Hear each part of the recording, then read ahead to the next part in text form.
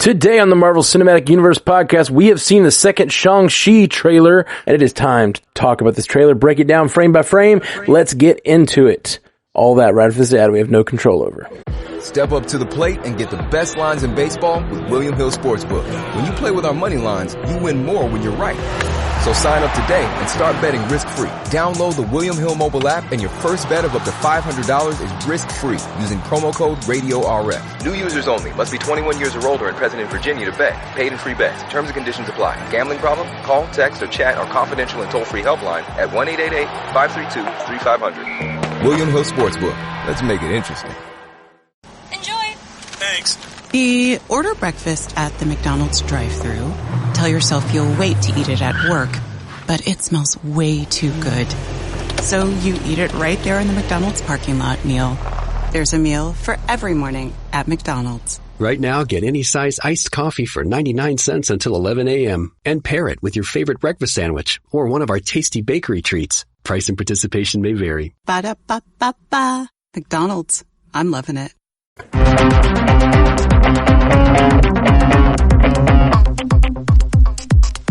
Welcome to the Marvel Cinematic Universe podcast. My name is Matthew Carroll, and in our second chair today, we have the wonderful Brian V. Klein. How you doing, Brian? Good. That was such an awesome trailer, and can't wait to talk about it. Dude, it really is. I had to work all weekend, and as the people can hear, Jeff and Ashley were both busy all weekend and still tonight. So I was like, let's get our good friend BVK over here and let's talk about this trailer a little bit so that we don't go any longer without doing it. So what do you think? What did you think of this trailer in general? Loved it. Shang-Chi is one of those characters. I'm pretty well versed in a lot of the stuff that's Marvel, but I'm not too deep into his character. So seeing the trailer and the new little things that were added to it just makes me more. I mean, Marvel and MCU especially has that ability to just get you, intrigued and pumped with just the littlest things. And this trailer has a bunch of little things, but also a couple big holy crap things too. So right. I can't say the main thing I want to really say is like this trailer has like some representation. It like is highlighting some representation that Marvel has really been ignoring some people for a long time, and they're finally getting representation in the Marvel universe for people who love Abomination. Exactly. He finally might be in a good movie, right? I kid. And I kid obviously too with the representation joke, but yeah, I am so pumped. That is Abomination, right? Do you think it's Abomination, yes, right? We know for sure. So a little backstory on this. We were recording the show that I host on the Stranded Panda Network, Source Pages. Thanks for reminding me of that. Yeah. On Thursday night, myself, Haley Hobbs, and Jeff Randall were recording, and after we got done, we watched the trailer for the first time, the three of us all together. And I had the closed captioning on, and when it came on there, it says Abomination Roars. And we're like, holy crap, it is Abomination, because at first we were like, is it? But it says Abomination Roars in the closed captioning, so that's Abomination confirmed. Wow, okay, sweet. No, I hadn't noticed that in the closed captioning. Mm-hmm. That's great. That is great. Cool.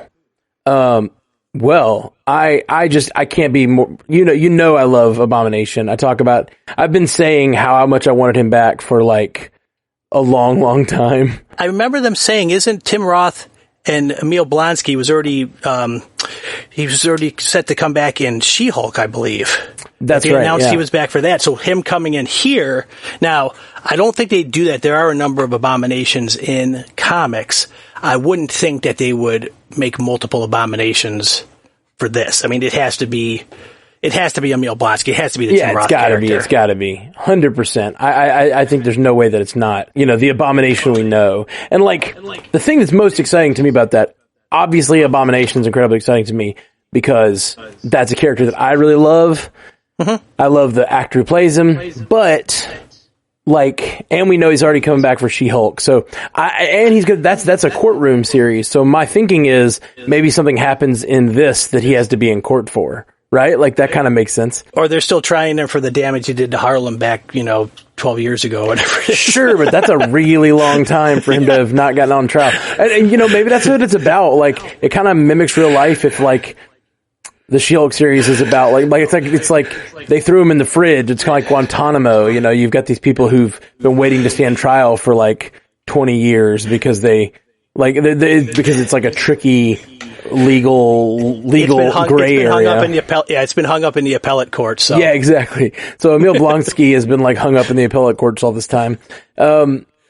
Anyway, so the thing that excites me even more than that, though, is like if those two characters who are from two completely different parts of the universe, if those two characters are in this movie, who else is in this movie?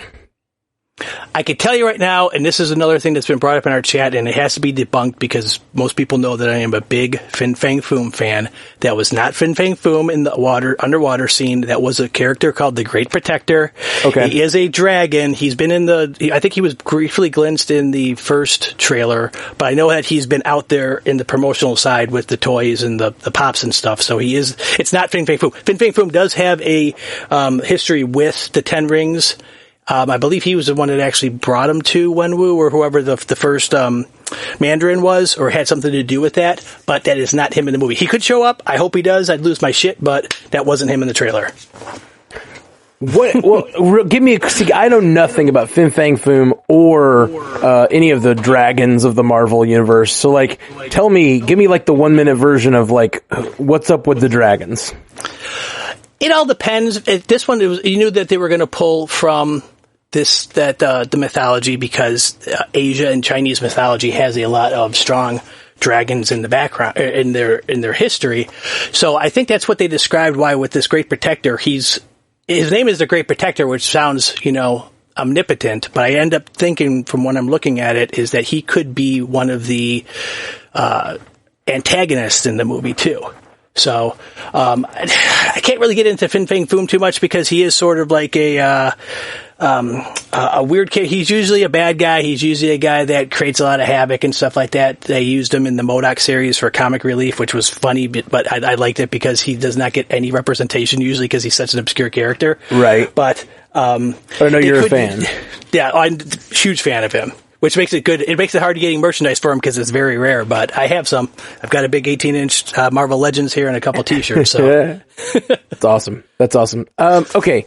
Well, the thing we mostly do on these breakdown episodes is go frame by frame and try to talk about this trailer and see if there's anything we catch maybe that on just an initial viewing we might not. So I guess let's get into that.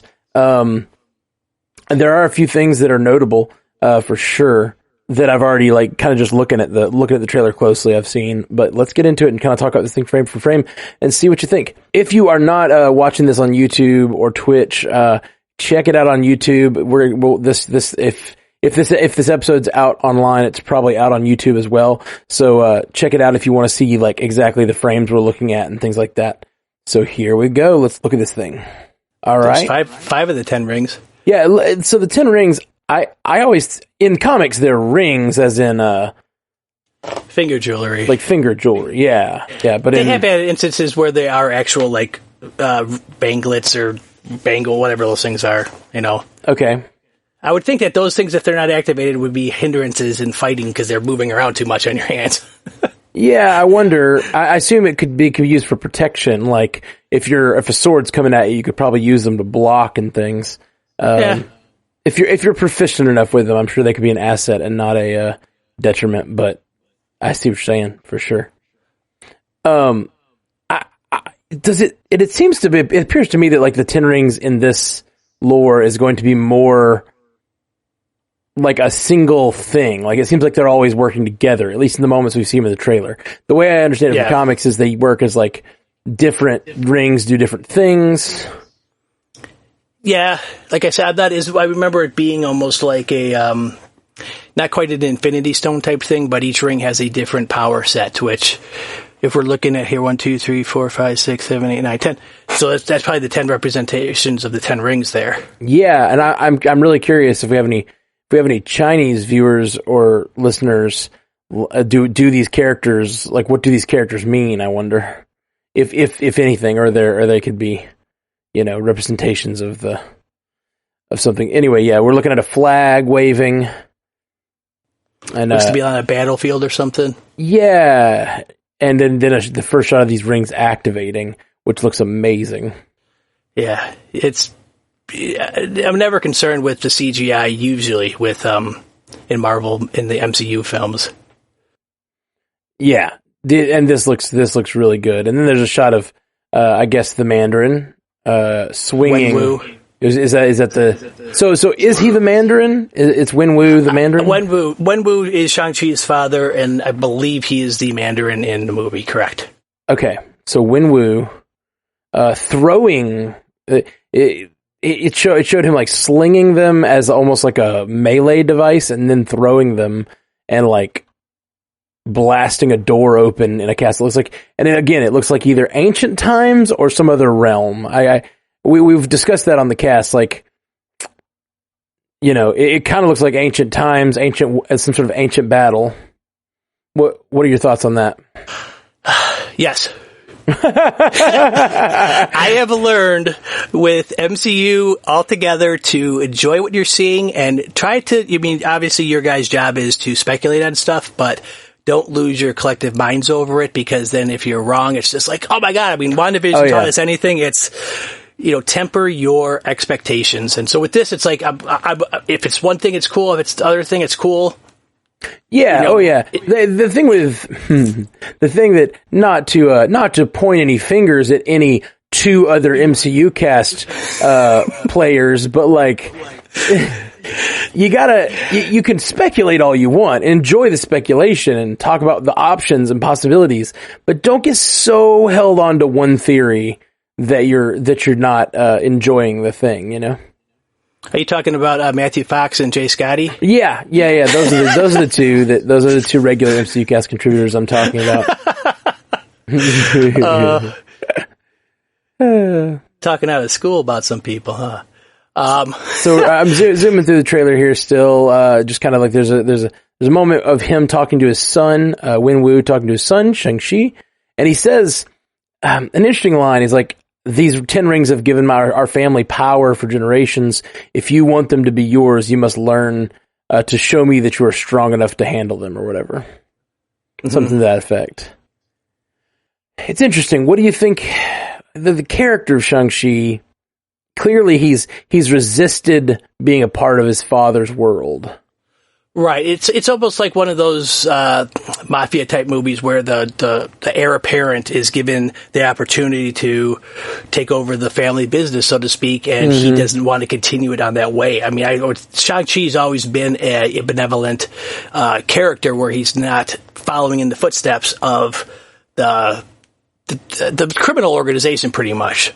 So obviously in this side, they're not going to create a whole movie about someone that ends up going to be the bad guy and is going to, cause havoc unless there's a big hero turn at the end.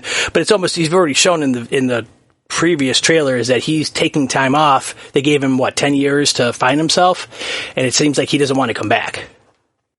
Yeah. He got his Rumspringa, and he's now resistant to come back. But then he's clearly there's something's going to bring him back into the story, and it looks like they either are forcing his hand to come back into the story. There's all these shots of him. It's like there's a lot of discussion of him and his father and his mother and how they're both parts of him. Mm-hmm. But they also do seem to focus on, if you look at that shot there, you've got the mother who is in the traditional garb. Okay. With him, and then Katie, who is the Awkwafina character. They look like they're dressed in more Western gear. So that's sort of like his bringing over his current situation over to, them wanting to bring him back into the fold of the tradition of his family.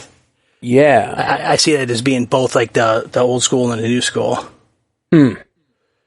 Yeah, it's really, I'm finding myself already excited to get to know this character. Like watching him fight and stuff looks really fun.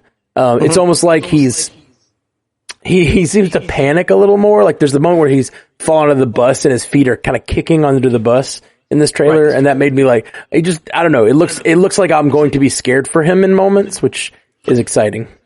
I think in the time that he was away on his 10-year, Rumspringer, for lack of a better word, is that he probably didn't use that time advancing his training as much as he probably could have. Right. And so he got kind of rusty. Absolutely. I think you're right. I think you're probably right. So you mentioned that being his mother. I'm not sure if that's his mother here. I may be wrong, but that lady is the one who a moment ago said, your mother, as if she's talking about someone else, I believe. Your mother is a part of you and your father is a part of you. So I think it's possible. And I think this next shot is a shot of him as a child with his mother. So I'm thinking something happened to his mother. Probably part of the reason he hates his father or... Okay, so Michelle Yeoh's not his mother then. Okay. I'm not 100%. I think this is his mother, I believe. It could be a younger version of her too, because that's obviously a younger version of Shang-Chi. That's true. That is possible. Yeah, I think Michelle Yeoh in that first moment says, your mother is a part of you, just like your father, which she could be talking in the third person. That's also an option. That's true. So funny trying to break these trailers down. Talk about all the little things. So then we get a shot of a bunch of people training at a Ten Rings facility. There's Ten Rings symbols all over the walls. A big Ten Ring symbol on the floor. Kurt, very cool looking. Like, I want to know things like, how are these guys going to interact with like the Eternals? You know, are we going to get some sort of crossover when they're showing all the history of this part of the world? Are they going to have some Eternals crossovers here or there? I don't know. Seems you possible. would think that that could be a possible end credit or mid credit scene, since that'll be the movie that comes out after this. Yeah. If this takes place over a certain amount of time, and we obviously think that the Eternals may have been gone for a period of time or had their minds, they didn't know who they were. Yeah. Obviously, they didn't stop Thanos, or maybe that's, that's a whole different podcast. But I definitely love to see how they're all going to, when you bring in more of these people and more of these franchise or more of these titles into the franchise, how they mix with each other. Yeah, especially as they like reach into the past or like the traditions of the past with Shang-Chi and Eternals. Like how did they interact with the MCU's past? That's kind of cool and interesting stuff. I really love this shot. It's very effective in the trailer, where it shows one of Wenwu's men trying to stab a young Shang-Chi, and then it cuts to, looks like the same man trying to stab him in the future, and Shang-Chi blocking it the same way. And it's like his realization that he's fighting the same man. Yeah, they're called that's the Death Dealer. Death Dealer. All right. Yeah. That's one of the hardest things to find on the in the merchandising, because it just seems like that's the one that's a little bit different than everything else. Him and the Great Protector products out there go quick, and the rest of the characters they're actually moving pretty good from what I see. So it's good to see. Yeah. This is the kind of shot where I get to and I'm immediately like, oh my gosh, there's too much going on. There could be all kinds of Easter eggs in here. Let's look. Right. It's it's the party atmosphere. This must be later. So like we've seen this later in the trailer. We see the shot where Abomination and is it Wong? Do we know that it's Wong? I'm not sure. Okay. I'm seeing on the internet everybody's saying it's Wong, but we'll watch it freeze frame in a minute, and you can tell me if you think it's Wong. It does say, I know Benedict Wong is in the movie. Oh, is he? Okay. See, yeah. I wasn't even sure of that. So that makes sense. Okay. It looks like him, but like you never really can see his face in this trailer. So right. I wasn't sure if it was just like another character that looked similar to him. This is there's like a strike team attacking the tournament. At least I'm assuming that's what this is the tournament that we're expecting in this movie. Right. I guess that could be the strike team that's coming for Shang-Chi. And then there's all this really great fight stuff. Yeah, the scaffolding fight stuff looks really cool. Yeah, that scene is going to be incredible. Just because it gives you that sense of not only is it they're fighting there, but man, one slip and you're pretty much dead. You're falling. The precision. They can't fly that we know of. Yeah. Yeah, it just shows the precision of the character and all the characters really. And then you see a really great shot of Shang-Chi falling a long way and then just landing on his chest and just barely surviving this. And I love the, just looking down. It's really cool shot. And then his father saying, I told my men if they tried to kill you, they wouldn't be able to. So he like had faith that his son would be able to weather that trial, as it were. But like Shang-Chi does not look too happy about the fact that he's saying that. Right.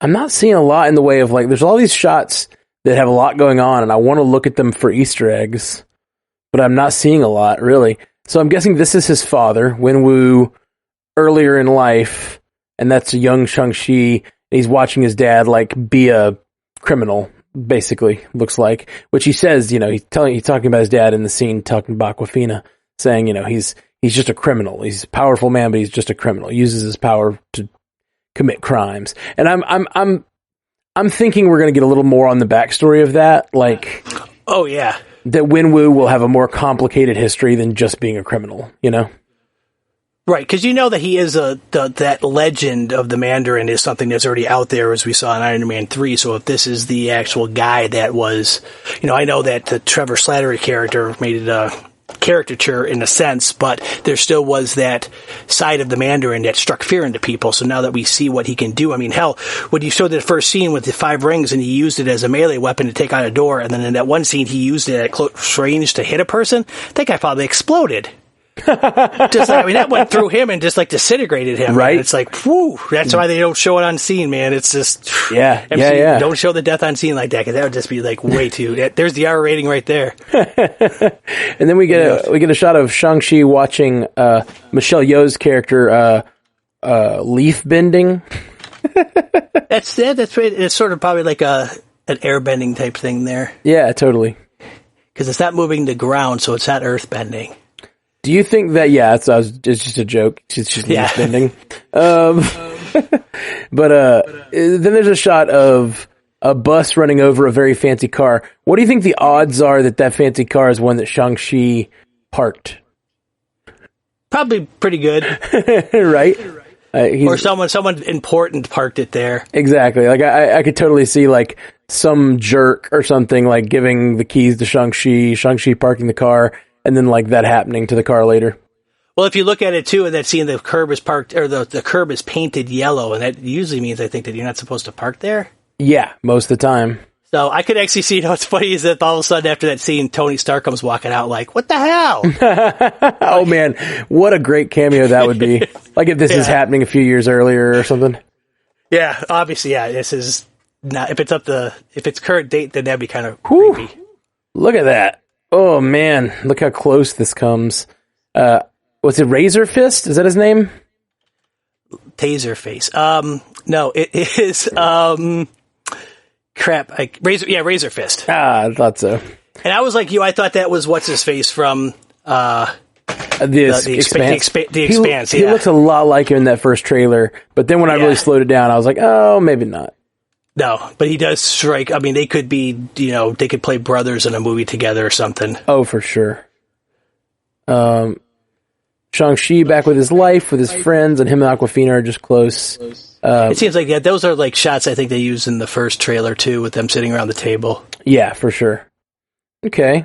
Man, so they're gonna just have this crazy, like, out of, what's the fish out of water story, with the two of these people, especially with Aquafina, I bet she's going to really be the eyes of the audience through this movie. I really thought that was the guy from The Expanse that was just beefed up.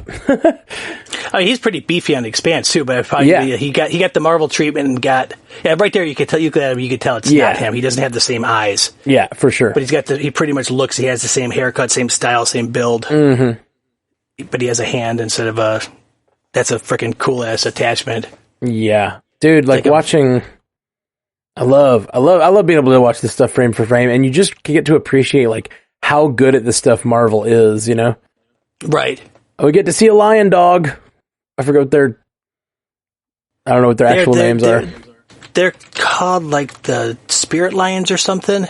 Oh, look at this. This is big, actually. This shot. I hadn't seen it slow-mo like this. We've talked about this other realm or ancient times, and whether it's other realm or ancient times. Looks like it's going to be other realm, because you see what I'm seeing. You see these modern day soldiers fighting, like ancient creatures and ancient people with ancient weaponry. If I could get a little bit spoilery with what I know from the merchandising, there is a... Don't do too merchandisey. Careful. I don't know. Well, it's sometimes merchandise is crazy. It's out there in the store. You can see it. It's for sale right now. So right. Sometimes they do stupid things. But go ahead. Just spoiler alert, everybody, for merchandise spoilers. Go ahead. There is a Target exclusive Marvel Legends where Katie, the Awkwafina character, is dressed in that red garb. Oh, okay, gotcha. That's not too bad. So I mean, for her being a modern day person. So, I see what you're saying. So this could be a modern day thing with them fighting in some kind of like medieval setting, because there is still sort of that setting in modern day Asia where they have like the Torii designs and the roofs like that. Sure. It's just some of those battles seemed like they were definitely going to be ancient, and now and it could be somewhere in the past, somewhere in the present. Yeah. This is definitely a present one. Looking at this though, like it makes me think that maybe none of it's in the distant past. Maybe it's all in modern times. But I don't know. Could be either way.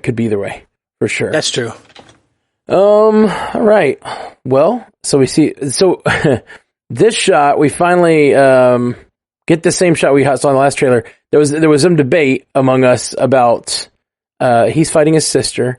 We're back in the, sort of fight club. Really cool shot of Wenwu getting the rings on his arms, them like flying to him, similar to how Iron Man is. Right. And then here's him underwater with the Great Protector. Yeah. Not Fin Fang Foom. Seeing a dragon for the first time. It's really cool. Yeah, see, that's definitely current time, because that's Wenwu they're fighting in that setting. Yeah, or Shang-Chi, you mean? Oh, yeah. Is that Shang-Chi or is that one? Okay, sorry. It was. I think it's Shang-Chi. Yeah. Okay, that is Shang-Chi. Okay. Yeah. So that is current day then, or current time. Yeah, there's another shot in the first trailer where it showed Wenwu and Shang-Chi fighting in like a temple similar to that. So I'm assuming this is probably a similar area of the movie. And that was the Harry versus Voldemort shot right there. With them, 100%. There's certain powers each, negating itself, or either that or like the Kylo and Rey. I couldn't think of her name. Freaking beast! I'm losing my Star Wars connection. The Kylo and Rey scene in Last Jedi, where they're both grabbing each other, and there's the force pull between them. So. It's a really cool shot, though. Yeah, it is. And it looks like they're actually like fighting over the 10 rings. So what do you think this tournament's all about? Do we know anything about the tournament? Not at all. I mean, it could be the final thing that is in, his end of the Rumspringa, I guess, to come back, because it's obviously in the current time, so. And yeah, you could totally tell right there that's Abomination. Yes. He has like some gills though, like some little flaps on his face that look almost like gills. And I looked back at Abomination, he doesn't have those that I see. You see what I'm saying? Those things on his cheek? Yeah, they could have, I don't know, they could have experimented on him. He's been gone 12 years, but like that could be armor. I don't even know, but like it looks a little different, but close enough. And if it's in the trailers, then, or whatever, in the, yeah, that's definitely the shot before the first shot you saw. Definitely looked like Wong, and then it also looks like he's doing the. Yeah, he's definitely doing the same magics that Wong does for sure. And if he's in this movie, I have no doubt that that's him. I just didn't know he was in this movie. So they never actually show his face. Really, it looks like him.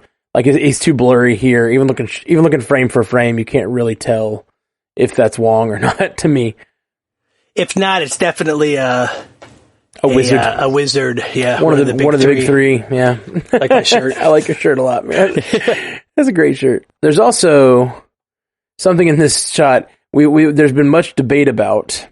So there's that star with the circle in the background, and we watched the first trailer. There was debate about whether it was Cap Shield or the Madripoor flag. Madripoor, yeah. Which in this, I still don't know for sure. Like there it is. That looks a little more red. It does. It definitely looks more red. But the Madripoor flag has 3 stars, or no, it has a little lion on it. and this does not. So that looks more like Red Guardian now. Oh, interesting. Add a third character to the mix. Red Guardian, Magic 4, Captain America. Marvel likes us talking about stuff, the littlest things, because they know how not nitpicky, but how, like, every little Easter egg, minute thing that's there. It's like, oh my God, those chains that are hanging right there look like they could have been forged in blah, blah, blah, blah. It's just one of the things but it sets their attention to detail, which keeps us talking, between things. It's the most minute things. Yeah. Well, that's why I really appreciate you coming on today and doing this episode with me, because we really have, we've had people writing into us asking us to please, jump in here and do an episode on the Shang-Chi trailer. But we were busy this weekend. None of us could get together. So thanks for hopping on, BVK. And that's the whole trailer. Any final thoughts? I'm just psyched. It's, there's so much good stuff coming, which is good because that helps, gives me material for the podcast I've got on the network now. So True. Sweet, man. Well, thanks for being on, and we'll be back. Man, we're going to be back tomorrow with another episode. We've got, we have our Loki feedback episode. We were looking at a calendar earlier, and the next 3 weeks are just insane for Marvel stuff. Yep. Because we've got, obviously, Loki continuing on, and then in 2 weeks we have Black Widow coming, so it's going to be great. It's going to be really exciting. That's 10 days from now almost. That's crazy. That's ridiculous. Crazy. Very Marvel exciting. movie. Woo! Yes. First one in 2 years? Has it been 2 years? Yeah, July of 2019 was when Far From Home came out. Wow. 2 years, guys. Yep. Crazy. Well, thanks for being on, BVK. Let them know, tell them more about Source Pages. Source Pages is a podcast that we have on the network where we take novels and comics as primers or continuations or source materials for movies and TV shows. And we just recorded our first episode. It's out there on Apple and Google and Spotify and everything, where myself and Haley Hobbs, who is with me on the show, are joined by Jeff Randall, and we talk about Black Widow Deadly Origin and the Prelude comics as sort of a primer to get us ready for the movie. I mean, we already know Nat's character, but it gives us a little bit more of her backstory that we haven't seen yet, and where it could go and what they could use. And it's just a lot of fun. So check us out. It's at Source Pages on all the places where you can find podcasts. Yeah, man, I'm really excited about that show being on the network. It's just such a cool companion to everything we already do, and a chance for everybody to go check out some of the source material. So please check out Source Pages. Go subscribe. Go throw them a 5-star review on iTunes, because that's the best way you can help a brand new podcast. If we can get them 50 or 60 new reviews. Also, we'll do a shirt giveaway this week. If you go do a review on their iTunes, and we'll do a random number generator and pick a review and throw out a Stranded Panda shirt or a Marvel Cinematic Universe podcast shirt or whatever you like.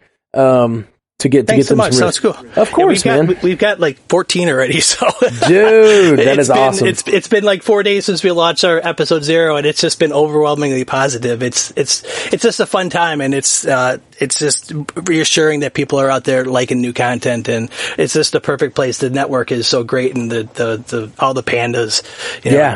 That's to quote the term. It's embarrassing, but it's so fun. That's amazing, because I don't think we've asked for reviews, at least here on this show. I'm sure you did over there, hopefully, but that's amazing. 14 reviews on the first week is huge. And that's just a credit to the community here on Stranded Panda. Thank you guys for being here. Thank you for being part of it. And we'll be back soon with more content tomorrow with Loki feedback. All right. Peace. Until next time, true believers. Thank you for joining us for the Marvel Cinematic Universe podcast. Available everywhere you get podcasts, and now a video version streaming live on twitch.tv/strandedpandatv and available at youtube.com/strandedpanda. And if you'd like to learn more about all of our other podcasts, geeky projects, and ways to support the network, visit strandedpanda.com. This is for Busch Gardens Williamsburg. Spot titled BGW/21/census/SN/July 4th/save up to 40%/FC/tickets/radio. It's a 30-second spot, and the code is VBGW021039R.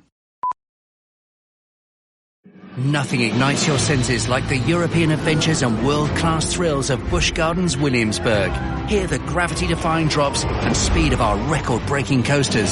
See the world's most beautiful theme park as you stroll through our elegantly themed villages. And treat all your senses to the live concerts, nightly fireworks and coasters in the dark at Summer Nights, June 25th to July 29th. Save up to 40% on tickets and fun cards. Hurry, offer ends soon. Restrictions apply. The only thing better than grinding all night for your side hustle is your roommate picking you up with Mickey D's breakfast. The perfect pickup deal. There's a deal for every morning at McDonald's. Right now, taste breakfast perfection when you get a warm and savory sausage McMuffin with egg for just $2.50. Price and participation may vary. Cannot be combined with combo meal.